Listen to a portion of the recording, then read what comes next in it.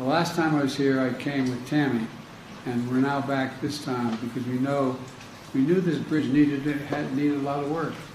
Tammy didn't let me forget that either. You know, that bridge opened in 1961, and it connects Minnesota, Wisconsin, you know better than anyone in the world, and over the Lewis Bay. It's a vital link of our nation's economy. Every year, 950,000 trucks use the bridge to carry 3.4 billion tons of goods all the way across America and into Canada.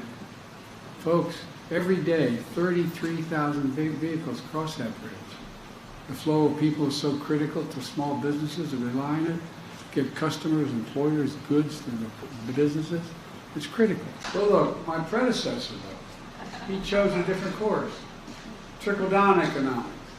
Cut taxes for the very wealthy and big corporations, increasing the deficit significantly. That's exactly what happened.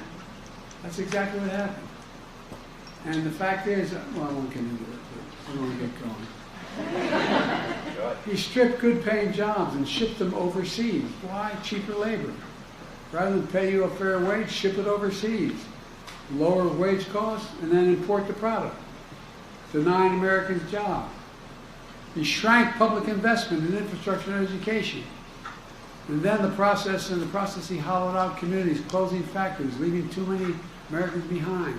Look, I grew up in neighborhoods, and many of you did, in regions where they had that factory. Maybe it only employed 600 people or 800 people, but it was the heartbeat of the community.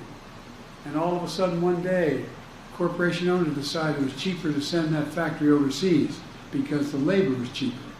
So closed the factory, sent it overseas, imported the product from overseas, paid more money for it, and they didn't have to pay as much in labor. That's what happened. That's how we began to hollow out American labor, for real. Not a joke. You know, anyway, he talked about infrastructure every week for 4 years. He's going to increase the infrastructure week. Well, we have infrastructure year. He didn't get, on my watch, instead of infrastructure week, America's having an infrastructure decade. Yeah. This bridge is important, but the story we're writing is much bigger than that.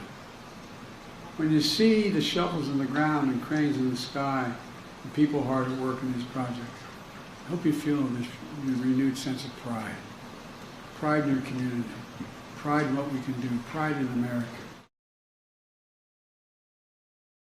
Thanks for watching. Stay updated about breaking news and top stories on the NBC News app or follow us on social media.